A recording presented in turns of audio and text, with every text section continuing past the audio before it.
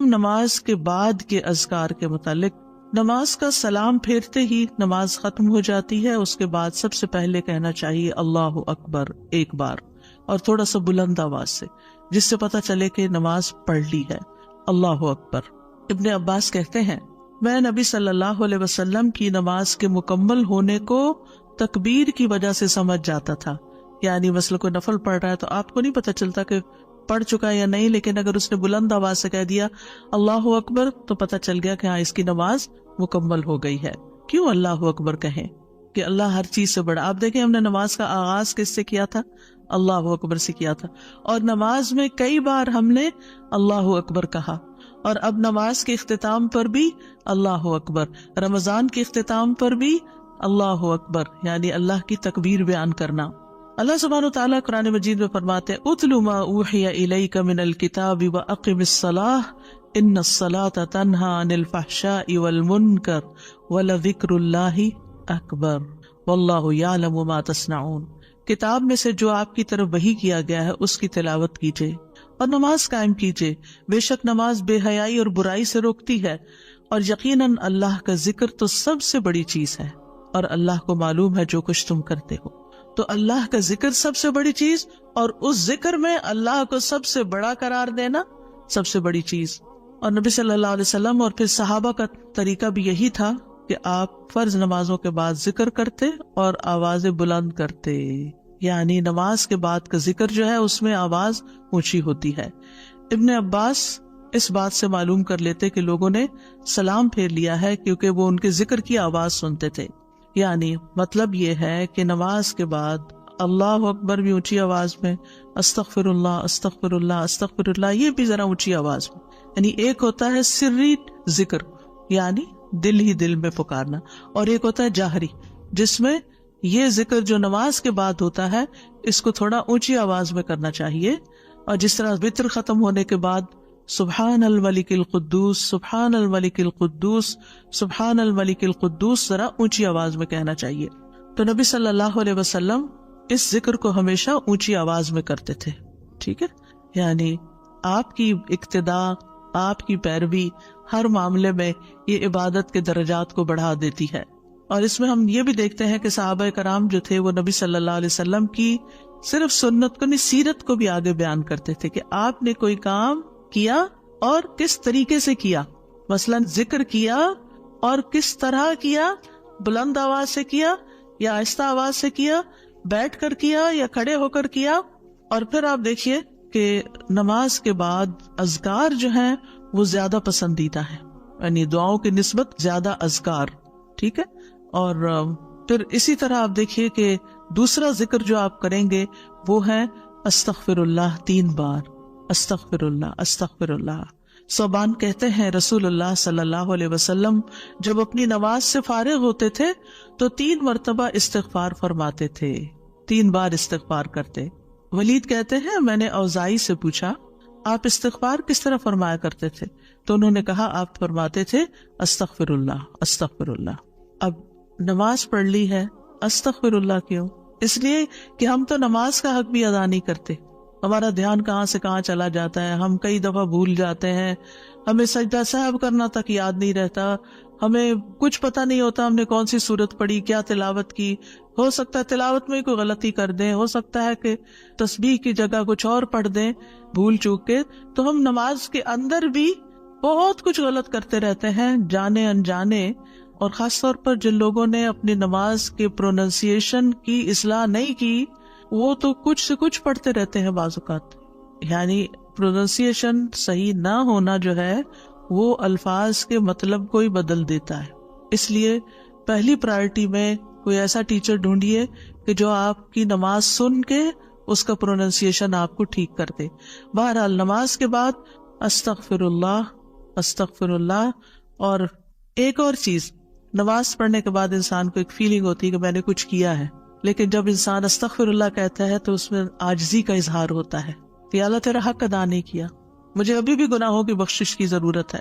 اور آپ دیکھیے کہ یہ الفاظ نبی صلی اللہ علیہ وسلم ادا کرتے تھے جن کے اگلے پچھلے سارے گناہ معاف کر دیے گئے تھے. تو جو شخص نماز کے بعد استغفار پڑھتا ہے وہ اپنی نمازوں پر کبھی فخر غرور تکبر نہیں کر سکتا کہ میں بڑا نمازی ہوں، میں بڑا پرہیزگار ہوں، میں بڑا عبادت گزار ہوں. نہیں، وہ یہ دیکھے گا کہ میں نے حق ادا نہیں کیا، میرے سے جو کمی کوتاہی ہوئی ہے اللہ تعالیٰ اس کو معاف کر دے. جو چیز مکمل طور پر ادا کرنی چاہیے تھی اس کو اس طرح نہیں ادا کیا، کچھ نہ کچھ کوتاہی واقع ہو گئی، تو اس بخشش کے طلب کرنے سے اللہ تعالیٰ کوتاہی سے درگزر فرما دے گا انشاءاللہ. اور ویسے بھی استغفار کرنے سے نقص یا کمی کوتاہی جو ہے اس کا ازالہ ہوتا ہے ہماری عام روزمرہ زندگی میں بھی. تیسرا ذکر، اب آپ دیکھ رہے ہیں یہ ذکر ہے، اللہ اکبر بھی ذکر ہے، استغفر اللہ بھی ذکر ہے، اور تیسرا یہ بھی ذکر ہے، اللہم انت السلام ومنک السلام تبارکت ذی الجلال والاکرام. اے اللہ تو سراپا سلامتی ہے اور تجھی سے سلامتی حاصل ہوتی ہے، تو بڑی برکتوں والا ہے اے جلال و اکرام والے. یعنی استغفار کے بعد پھر فوراً بعد اللہ تعالیٰ کی تعریف اور یہ ذکر. السلام جو ہے یہ اللہ تعالیٰ کے ناموں میں سے ایک نام ہے، جس کا مطلب یہ ہے کہ اللہ تعالیٰ ہر طرح کی آفات سے، عیبوں سے، ہر طرح کے نقص سے سلامت ہے. کوئی چیز اس کو نقصان نہیں دے سکتی، نہ لوگوں کی باتیں جو اللہ تعالیٰ کے خلاف کرتے ہیں، یا لوگوں کے گمان، یا لوگوں کی نافرمانیاں اور گناہ اور عبادت نہ کرنا، اللہ کا حکم نہ ماننا. اللہ تعالیٰ کو کوئی چیز نقصان نہیں دیتی، وہ سلامت ہے، اس کو کسی کی ضرورت ہی نہیں ہے. یہ جو کچھ ہم کرتے ہیں، ذکر ہو، عبادت ہو، یہ اپنے ہی فائدے کے لیے کرتے ہیں، اللہ تعالیٰ پر کچھ احسان نہیں ہے. تو ہم یہ کہتے ہیں اللہم انت السلام، کہ اللہ تعالیٰ آپ سراسر سلامتی ہیں اور آپ کا ہر فعل جو ہے وہ ظلم سے سلامت ہے، پاک ہے، ہر شر سے پاک ہے. آپ کی تقدیر، آپ کے فیصلے، ہر چیز سلامتی پر مبنی ہے. ومنک السلام، سلامتی تیری ہی طرف سے آتی ہے، یعنی تو ہی سلامتی دیتا ہے یا تو ہی سلامتی کو روک لیتا ہے. سلامتی کا مالک بھی تو ہی ہے، تو سلامت رکھے تو ہم سلامت ہیں. تو یہ تعلق اللہ تعالیٰ سے انسان اپنا ظاہر کرتا ہے، انسان اپنے رب کے بارے میں کیا سمجھتا ہے. تبارکتا، تبارکتا کا لفظ برکت سے ہے، جس کا مطلب ہوتا ہے کثرت سے کسی چیز کا بڑھنا اور قائم رہنا، یعنی تیری خیرات و برکات بہت زیادہ ہیں. ذل جلال والاکرام، اے عزت اور جلال والے. جلال کا مطلب ہے عظمت، بڑائی، اور اکرام کا مطلب ہے احسان. یعنی تو اپنے بندوں کو عزت و اکرام دیتا ہے، اپنے رسولوں کو، اپنے انبیاء کو اور اپنے صالح بندوں کو تو ہی عزت اور اکرام اور برکتیں عطا کرتا ہے. ساری نعمتیں تیری ہی طرف سے ہیں.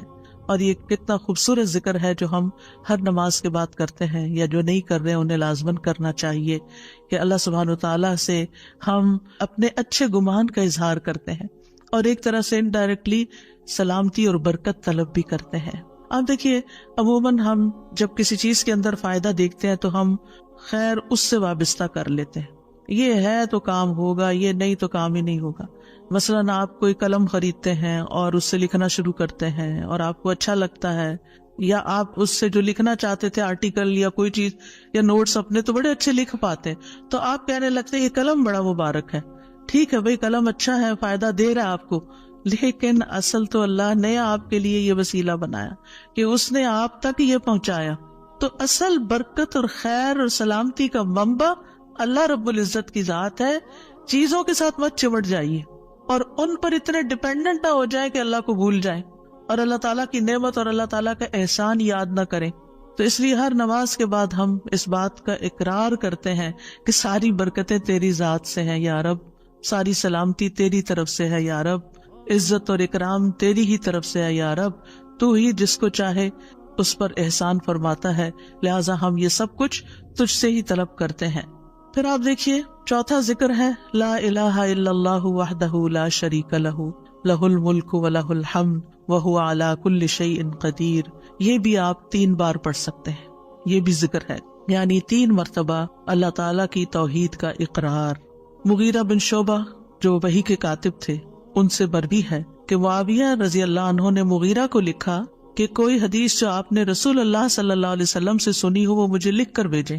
راوی کہتے ہیں کہ مغیرہ رضی اللہ عنہ نے انہیں لکھا کہ میں نے آپ صلی اللہ علیہ وسلم سے سنا ہے آپ اپنی نماز سے فارغ ہونے کے بعد 3 مرتبہ یہ پڑھا کرتے تھے لا الہ الا اللہ وحدہ لا شریک لہ لہ الملک ولہ الحمد وہو علی کل شیء قدیر۔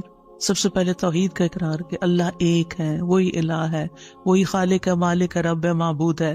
پھر اس بات کا انکار کہ کوئی اس کا شریک ہو، لا شریک لہ، اور پھر لہ الملک، بادشاہت بھی اسی کی ہے، معبود بھی وہی ہے، بادشاہ بھی وہی ہے، اور ایسا بادشاہ ہے وَلَهُ الْحَمْدُ کہ اس کی تعریف ہے۔ دنیا کے بادشاہوں کا حشر ہوتا دیکھا ہے آپ نے، ان کے ساتھ کیا کیا جاتا ہے، لیکن اللہ سبحانہ وتعالیٰ کی بادشاہت پر کوئی آنچ نہیں آتی، کوئی اس کو ہلا نہیں سکتا، کوئی اس کو نقصان نہیں دے سکتا، کوئی اس پر باتیں نہیں بنا سکتا، کوئی اس کا نقص نہیں نکال سکتا کہ اللہ تعالیٰ نے آسمان میں یہ کیا چیز بنا دی اور زمین میں کیا بنا دی، نہیں، وَلَهُ الْحَمْدُ، اسی کی ہے تعریف، یعنی ایسا بادشاہ کہ جو قابل تعریف ہے، اور ایسا بادشاہ کہ وَهُوَ عَلَى كُلِّ شَيْءٍ قدیر۔ دنیا کے بادشاہ انتہائی بے بس لاچار ہوتے ہیں، ان کے ہاتھ میں کچھ نہیں ہوتا، وہ انسانوں کے محتاج ہوتے ہیں، انسانوں کی خدمت کے، انسانوں کی مدد کے، انسانوں کے مال کے محتاج ہوتے ہیں۔ یہ بادشاہت کیا بادشاہت ہے جس کی ساری ڈیپینڈنسی لوگوں کے اوپر ہے۔ تو اصل بادشاہت تو اللہ کی ہے کہ جو ہر چیز پر پوری قدرت رکھتا ہے۔ تو آپ اس احساس کے ساتھ اگر اللہ تعالیٰ کا یہ ذکر کرتے ہیں تو آپ کا دل ایک سکون سے بھر جائے گا، ایک خوشی سے بھر جائے گا کہ میں ایسی ہستی کو جانتی ہوں، ایسی ذات کو جانتی ہوں کہ جو اتنی خوبیوں کی مالک ہے۔ کیونکہ یہ انسان کی فطرت میں ہے، انسان کی نفسیات میں ہے کہ وہ کسی چیز کی تعریف کر کے خوش ہوتا ہے، اور عام طور پر ہم صرف سامنے نظر آنے والی چیزوں کی تعریف کر کر کے خوش ہوتے رہتے ہیں، اور تھوڑے دن کے بعد وہ بھی خراب ہو جاتی، وہ تعریف بھی ساتھ ہی چلی جاتی ہے۔ انسان ہے تو مر جاتے ہیں، ان کے اعمال ہے تو ختم ہو جاتے ہیں، اور کبھی وہ اچھے ہوتے ہیں اور پلٹ بھی جاتے ہیں، وہ کہاں گئی تعریفیں؟ جوان ہے تو بڑھاپے میں ساری تعریفیں چلی گئی، مالدار تھے تو غریب ہوئے تو ساری تعریفیں چلی گئی، اسی طرح علم ہے اور جنون لاحق ہو گیا تو ساری تعریفیں چلی گئیں، سب کچھ الٹ گیا۔ اور دنیا کے یہ سارے نظارے آپ نے دیکھے ہوں گے کہ جب ہر نعمت لوگوں پر الٹ جاتی، اسی لیے ہم دعا کرتے ہیں نا کہ اللہ وانی اعوذ بک من زوال نعمتک، کہ اللہ نعمتوں کے زوال سے بچانا، یہ انتہائی تکلیف دہ چیز ہے، لیکن یہ ایک دنیا کا قانون ہے، یہ سب کچھ ہوتا ہے اور ہماری آنکھیں دیکھتی ہیں، لیکن اللہ سبحانہ وتعالی ان سب چیزوں سے پاک ہے، اس کو کوئی زوال نہیں اور اس کا کوئی کچھ بگاڑ نہیں سکتا، اور وہ ہر چیز پر پوری طرح قادر ہے، جو چاہے کر سکتا ہے، اور تعریف اسی کے لیے ہے۔ پانچواں ذکر، لا الہ الا اللہ وحدہ لا شریک لہ لہ الملک ولہ الحمد وہو علی کل شیء قدیر، اللہم لا مانع لما اعطیت ولا معطی لما منعت ولا ينفع ذا الجد منک الجد۔ اللہ کے سوا کوئی الہ نہیں، وہ اکیلا ہے، اس کا کوئی شریک نہیں، بادشاہت اسی کی ہے اور تمام تعریف اسی کے لیے ہے، اور وہ ہر چیز پر پوری طرح قدرت رکھنے والا ہے۔ اے اللہ، جو کچھ تو نے دیا ہے اسے کوئی روکنے والا نہیں، اور جو کچھ تو نے روک دیا اسے کوئی دینے والا نہیں، اور کسی مالدار کو تیری بارگاہ میں اس کا مال نفع نہیں پہنچا سکتا۔ ابتدا میں تو وہی اللہ کی توحید بیان ہوئی، اس کی بادشاہت اور اس کی حمد کا ذکر ہے اور اس کی قدرت کا ذکر ہے، اور اس کے بعد کہ جو اللہ نے دیا، جو وہ دینا چاہتا ہے اسے کوئی روک نہیں سکتا۔ یہاں بھی آپ دیکھیں، مانگ کچھ نہیں رہی، یہ ذکر ہے، یہ دعا نہیں، یہ کیا ہے؟ ذکر ہے، اور جو کچھ تو نے روک دیا کوئی دے ہی نہیں سکتا، اور سارے ہی مالدار فقیر ہیں، اور خاص طور پر تیرے سامنے فقیر ہیں۔ یا ایھا الناس انتم الفقراء الی اللہ واللہ هو الغنی الحمید، اے لوگو تم سب اللہ کے فقیر ہو، اللہ کے محتاج ہو، اور اللہ ہی غنی، مالدار اور وہی قابل تعریف ہے، واللہ هو الغنی الحمید۔ ٹھیک ہے، نبی صلی اللہ علیہ وسلم جب سلام پھیرتے تھے تو یہ دعا پڑھا کرتے تھے یا یہ ذکر کیا کرتے تھے، اور اس میں آپ دیکھیے کہ یہ جو عقیدہ ہے نا کہ اللہ روکے تو کوئی دے نہیں سکتا، یہ انسان کو بڑا اطمینان دے دیتا ہے۔ اگر کوئی چیز، کوئی خیر آپ کی طرف آنے سے رکی ہوئی ہے تو وہ اللہ ہی نے روکی ہوئی ہے، آپ پر رحمت کی وجہ سے، بدگمان نہ ہو، اس سے کسی وجہ سے رکی ہوئی ہے۔ آپ کسی کی کوئی اچھی چیز دیکھتے ہیں، کسی کا مینشن دیکھتے ہیں تو سوچتے ہیں کتنا خوش قسمت ہے، کتنے بڑے گھر میں رہتا ہے، کسی کے پاس فراری دیکھتے ہیں تو آپ کہتے ہیں واہ کتنا خوش قسمت ہے، لیکن آپ کو نہیں پتا کہ یہی چیزیں اس کے لیے کتنی بڑی آزمائش بنی ہوئی ہیں، آپ نہیں جانتے، اور اگر اللہ نے آپ کو نہیں دی تو آپ کو بہت سے شر سے محفوظ رکھا ہوا۔ تو اللہ کا روکنا بھی خیر کا باعث ہوتا ہے یہ سبق پکا کر لیں کہ جب اللہ تعالیٰ کوئی چیز نہیں دیتا یا دیر سے دیتا ہے یا روک لیتا ہے اور کوئی چارہ نہیں ہوتا، آپ کہتے ہیں میری کوئی دعا قبول نہیں ہو رہی، میرا کوئی طریقہ کام نہیں آ رہا، تو اس میں بھی کوئی خیر ہوتی ہے، کیونکہ جو اللہ نے مقدر میں لکھا ہے وہ پہنچ کے رہے گا۔ کوئی روک نہیں سکتا جو تو دے، اور کوئی دے نہیں سکتا جو تو روک لے، اور جسے اللہ نے آپ کے مقدر میں لکھا ہے وہ آپ تک آئے گا ہی آئے گا۔ سورۃ فاطر میں اللہ تعالیٰ فرماتے ہیں ما یفتح اللہ للناس من رحمت فلا ممسک لها وما یمسک فلا مرسل له من بعده وهو العزیز الحکیم۔ جو کچھ اللہ لوگوں کے لیے رحمت میں سے کھول دے اسے کوئی بند کرنے والا نہیں، اور جو وہ بند کر دے اس کے بعد اسے کوئی کھولنے والا نہیں۔ حدیث میں آتا ہے ما اصابک لم یکن لیخطئک وان ما اخطأک لم یکن لیصیبک، جو کچھ تمہیں پہنچا وہ تم سے خطا ہونے والا نہیں تھا، اور جو نہیں ملا وہ ہرگز ملنے والا نہیں تھا۔ قرآن مجید میں سورۃ الرعد میں اللہ تعالیٰ فرماتے ہیں وَإِذَا أَرَادَ اللَّهُ بِقَوْمٍ سُوءًا فَلَا مَرَدَّ لَهُ، جب اللہ کسی قوم کے ساتھ برائی کا ارادہ کر لیتا ہے تو اس کو کوئی پھیرنے والا نہیں، کوئی سپر پاور اس ملک کی مدد نہیں کر سکتی اگر اللہ نے اس کے لیے جنگ کا فتنہ یا کسی اور طرح کی کوئی آزمائش لکھی ہے۔ یہ اللہ کے فیصلے ہوتے ہیں، یا اللہ نے کسی قوم کو تباہ کرنے کا فیصلہ کر لیا ہو تو کوئی اس کو روک نہیں سکتا۔ لہٰذا ہمیں اللہ پر ہی بھروسہ کرنا چاہیے، اور ہر حال میں ایسی پریشان کن باتوں پر اللہ تعالیٰ ہی کی طرف رجوع کر لینا چاہیے۔ یاد رکھیے اگر کوئی چیز نہیں ملی تو اللہ تعالیٰ کو الزام مت دیں، اللہ تعالیٰ سے ناراض نہیں ہو، اللہ تعالیٰ سے بدظن نہیں ہو، یہ روکنا اس کی رحمت ہے۔ انسان اگر ان دو جملوں پر ایمان لے آئے تو پھر اس کا مکمل بھروسہ اللہ کی ذات پر ہو جائے گا، وہ رزق کے بارے میں اللہ پر ہی توکل کرے گا، نقصان کو دور کرنے اور بھلائی کو پانے کے لیے اللہ پر ہی بھروسہ کرے گا، وہ اللہ کو اپنے لیے کافی سمجھے گا۔ یعنی جہاں کہیں دل چھوٹا ہوا، جہاں کہیں کوئی پریشانی آئی، کہتے حسبی اللہ و نعم الوکیل، اللہ کار ساز یعنی کام بنانے والا اللہ ہی میرے لیے کافی ہے، وہ میرا کام بنائے گا، وہ میری مشکل آسان کرے گا۔ تو یہ توحید ربوبیت اور الوہیت پر مشتمل جملے ہیں۔ ابن تیمیہ کہتے ہیں یہ حدیث دو عظیم اصولوں پر مشتمل ہے۔